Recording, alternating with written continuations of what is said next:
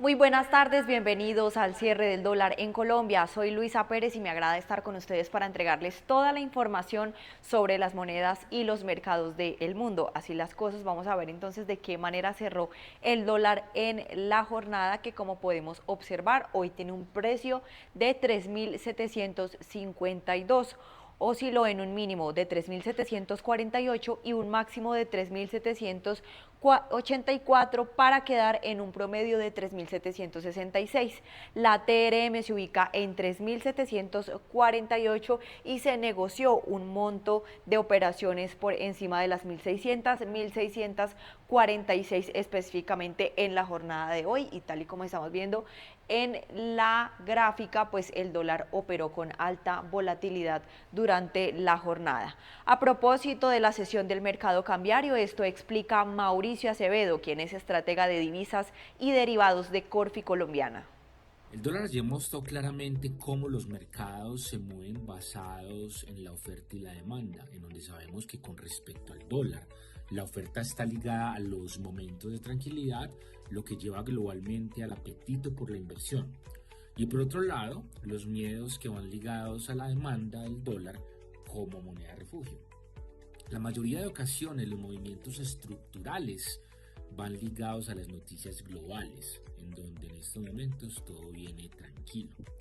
Pero en ocasiones puntuales existen los miedos y las noticias locales que hacen que se generen movimientos como el visto ayer, en donde el dólar subió fuertemente, pero a nivel global y en las monedas de la región todo estuvo tranquilo. Se generaron miedos en primera medida por las encuestas conocidas, sumado a los nervios que generan los decretos de la transferencia de recursos de los fondos de pensiones privados a Colpensiones, que esta noticia puntualmente no son flujos que afecten la divisa, pero el miedo que genera sí.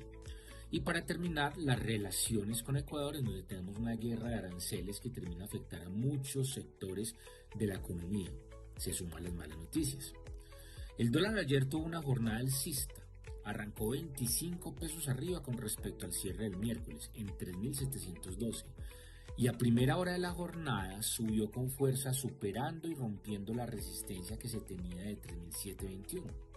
En el primer impulso, el mercado llegó hasta 3.740, en donde de ahí lentamente continuó subiendo durante toda la jornada y al final, faltando 5 minutos para el cierre, se encontraba en niveles de 3.760 pesos. Pero pasó algo. Se disparó el mercado de una manera muy fuerte en 70 pesos, haciendo que el precio de cierre fuera 3.830. Esto no es normal y se explica por el hecho de que demandar con grandes volúmenes, faltando un minuto para el cierre de la jornada y cuando ya la liquidez está mermada, no es buena estrategia. El mercado se lo cobró. Al final de la jornada, quedó en que abrió en 3.712 y cerró 118 pesos arriba en 3.830. La fluctuación de la jornada con estos precios fue de 125 pesos, ya que visitó mínimos de 3.705. Fue una jornada en donde operó bastante, 1.689 millones de dólares, y la TRM para hoy es de 3.745,78, donde subió duro, 42 pesos con 9 centavos con respecto a la TRM ayer, lo que rompe la lateralidad que estaba trayendo el dólar desde hace 6 semanas. Y en el plano internacional, el dólar estadounidense subió el viernes después de datos de precios al productor más altos de lo esperado para enero y por preocupaciones sobre las crecientes tensiones entre Estados Unidos e Irán. Les cuento que el índice de precios al productor para la demanda final subió un 0,5% el mes pasado, tras haber avanzado un 0,4% revisado a la baja en diciembre. Los economistas encuestados por Reuters habían pronosticado un aumento del 0,3% para el IPP tras un incremento del 0,5% en diciembre previamente informado. El índice del dólar se encamina a una ganancia mensual de 0,64%, su primer aumento mensual desde octubre. El euro se encamina a una pérdida del 0,42%, su primer mes a la baja desde octubre. Y así las cosas, vemos que el DXY retrocede 0,16% y se ubica en 97,63. Ayer estaba cercano a los 98, sin embargo vemos que hoy retrocedió considerablemente. En otras noticias, Uruguay y Argentina se convirtieron en los primeros países en ratificar el acuerdo comercial entre el Mercosur y la Unión Europea, que crea la mayor zona de libre intercambio del mundo tras la aprobación de ambos parlamentos. Uruguay y Argentina se convirtieron el jueves en los dos primeros países en ratificar el acuerdo comercial entre el Mercosur y la Unión Europea, que crea la mayor zona de libre intercambio del mundo, tras la aprobación de ambos parlamentos. El tratado eliminará aranceles a más del 90% del comercio entre los 27 estados de la Unión Europea y los fundadores del Mercosur, Argentina, Uruguay, Brasil y Paraguay. Los dos bloques reúnen el 30% del Producto Interno Bruto Mundial y más de 700 millones de consumidores. La Cámara de Diputados uruguaya aprobó el tratado por 91 votos a favor y 2 en contra, un día después de que el Senado lo hiciera por unanimidad.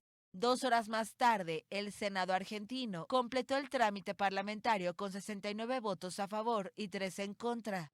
Se espera que los parlamentos de Brasil y Paraguay ratifiquen en los próximos días el acuerdo, que se negocia desde 1999 y fue firmado el pasado 17 de enero en Asunción. El acuerdo permitirá a los países de la Unión Europea exportar hacia el Mercosur en mejores condiciones autos, maquinaria, vinos y licores. A su vez, los 4 países sudamericanos verán facilitada la venta a Europa de carne, azúcar, arroz, miel y soja, entre otros productos. Y en otras noticias, la presidenta interina de Venezuela calificó al mandatario estadounidense Donald Trump como amigo y le pidió el cese del bloqueo y las sanciones en el marco de la nueva relación con Washington que depuso a Nicolás Maduro en una operación militar. La presidenta interina de Venezuela le pidió al presidente estadounidense Donald Trump el cese del bloqueo y las sanciones en el marco de la nueva relación con Washington. Presidente Trump, como amigos, como socios, que estamos abriendo una nueva agenda de cooperación con los Estados Unidos, cese ya a las sanciones y cese al bloqueo contra nuestra patria, porque ese bloqueo también es contra la juventud venezolana.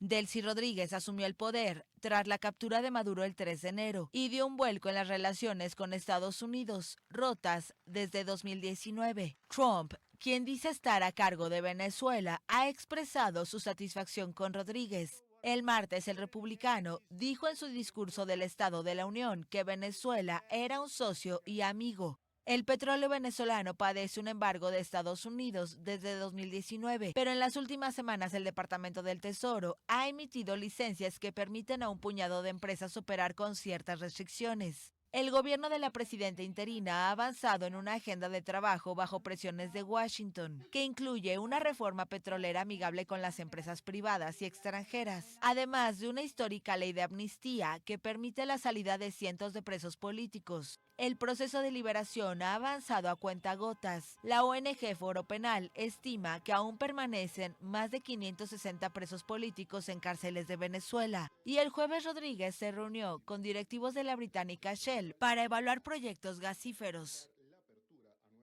Y en otro mercado de la economía estadounidense, los rendimientos de los bonos del Tesoro cayeron el viernes, debido a que los inversores evaluaron una lectura alta de la inflación mayorista, los crecientes temores de que la inteligencia artificial dañe la economía y una caída del mercado de valores.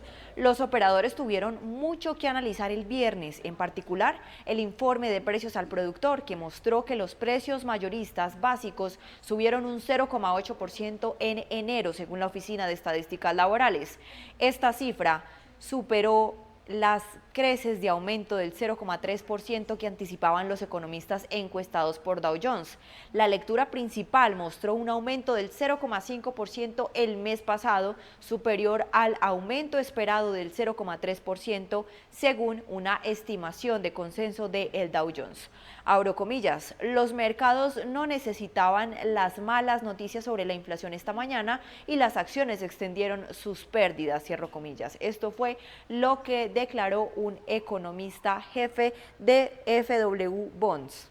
Los rendimientos de los bonos cayeron por debajo del nivel psicológico del 4% antes del informe de precios al productor y pueden apostar lo que quieran a que los rendimientos de los bonos no volverán a superar este nivel clave en el corto plazo.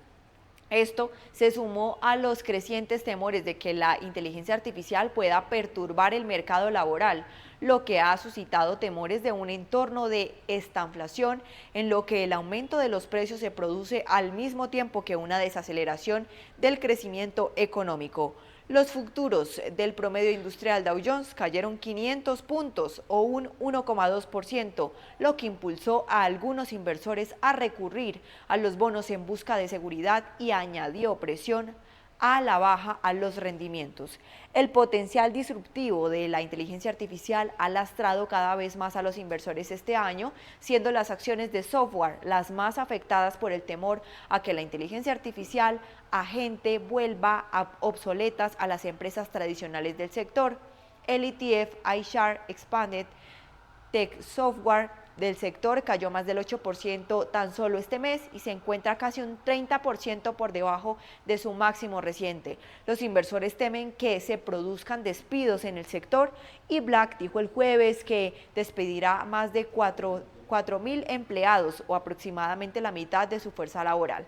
Por otra parte, los inversores siguen de cerca las políticas arancelarias del presidente Donald Trump y las tensiones entre Estados Unidos e Irán. Así las cosas, de esta manera se comportan los bonos del Tesoro, que como vemos tienen una caída considerable, se ubican hoy por debajo del 4% por el riesgo de estanflación. El bono de referencia a 2 años desciende 4 puntos básicos en 3,39%, mientras que el bono de referencia a 10 años también lo hace en la misma magnitud, 4 puntos básicos en 3,97%. De otro lado, los precios del petróleo subieron alrededor de $1 el viernes, mientras los operadores permanecían en alerta ante posibles interrupciones del suministro después de que Estados Unidos e Irán extendieran las conversaciones nucleares. Durante la semana se esperaba que el Brent terminara con una ganancia del 0,2%, mientras que el WTI se encaminaba a una caída del 0,1%. Estados Unidos e Irán mantuvieron conversaciones indirectas en Ginebra el jueves, después de que el presidente estadounidense ordenara un aumento militar en la región. Los precios del petróleo subieron más de $1 por barril durante las negociaciones, debido a informes de prensa que indicaban que las conversaciones se habían estancado debido a la insistencia de Estados Unidos en que Irán no enriquecería uranio. Sin embargo, los precios bajaron después de que el mediador omaní afirmara que ambas partes habían avanzado en las conversaciones. El ministro de Asuntos Exteriores de Omán dijo el martes que planean reanudar las negociaciones con discusiones a nivel técnico programadas la próxima semana en Viena. Abro comillas, creemos que la última ronda de conversaciones ofrece alguna esperanza sobre las posibilidades de una resolución pacífica, pero los ataques militares no están de ninguna manera fuera de la ecuación. Esto fue lo que dijo un analista. Trump dijo el 19 de febrero que Irán debe llegar a un acuerdo sobre su programa nuclear en un plazo de 10 a 15 días o sucederán cosas realmente malas. Las primas de riesgo geopolítico de 8 a $10 por barril han aumentado los precios del petróleo por temor a que un conflicto interrumpa el suministro de Medio Oriente a través del estrecho de Hormuz, por donde pasa aproximadamente el 20% del suministro mundial de petróleo. Para amortiguar el impacto de un posible ataque, Arabia Saudita había aumentado la producción y las exportaciones de petróleo. Esto fue lo que dijeron dos fuentes familiarizadas con los planes. Mientras tanto, es probable que el grupo de productores de la OPEP+ considere aumentar la producción de petróleo en 137.000 barriles por día para abril en su reunión del 1 de marzo. Esto fue lo que dijeron las fuentes después de suspender los aumentos de producción en el primer trimestre. Bajo este contexto, así se comporta el petróleo a esta altura, que como podemos observar, el de referencia europea, el Brent, importante para acciones como Ecopetrol y Petrobras, aumenta más del 2%, 2,54%, todavía por encima de los $70, específicamente $72,55. Por su parte, el WTI de referencia estadounidense también aumenta con la misma magnitud, 2,47% en $66,81. Y en otras noticias, Irán y Estados Unidos lograron progresos en las conversaciones este jueves en Ginebra. Esto fue lo que afirmó el canciller iraní Abbas Araghchi tras las negociaciones indirectas que buscan evitar una guerra. Irán y Estados Unidos registraron progresos el jueves tras una nueva ronda de negociaciones indirectas en Ginebra, destinadas a evitar una escalada militar en Oriente Medio. Las conversaciones mediadas por Omán se desarrollaron en la residencia del embajador omaní y concluyeron tras varias horas de intercambios. Ambas partes acordaron retomar los contactos técnicos la próxima semana en Viena. El canciller iraní Abbas Araghchi confirmó avances al término del encuentro. Hemos avanzado muy bien y hemos entrado muy seriamente en los elementos de un acuerdo, tanto en el ámbito nuclear como en el de las sanciones. Washington, en cambio, quiere ampliar el diálogo a los misiles iraníes y al apoyo de la República Islámica a grupos armados en la región. El jefe de la diplomacia omaní, Badr al-Busaidi, habló de progresos significativos y destacó una apertura sin precedentes a ideas nuevas y creativas.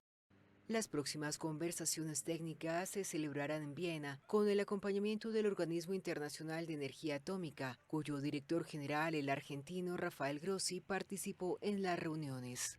El diálogo avanza bajo fuerte presión militar. El presidente estadounidense Donald Trump ha desplegado en la región un importante dispositivo naval, incluidos los portaaviones USS Abraham Lincoln y USS Gerald R. Ford. Teherán insiste en que no busca armas nucleares y defiende su derecho al uso pacífico de la energía atómica. Para el presidente iraní Masoud Pezeshkian, la negociación podría sacar al país de una situación de ni guerra ni paz. Irán enriquece uranio hasta el 60%, muy por encima del límite del 3,67% fijado por el acuerdo de 2015, aunque aún por debajo del 90% necesario para fabricar un arma nuclear. Muchísimas gracias a nuestros televidentes por acompañarnos en esta oportunidad. Nos vemos en otra ocasión y los invitamos a que sigan conectados con toda la programación que tenemos para ustedes aquí en Primera Página, el canal de los negocios.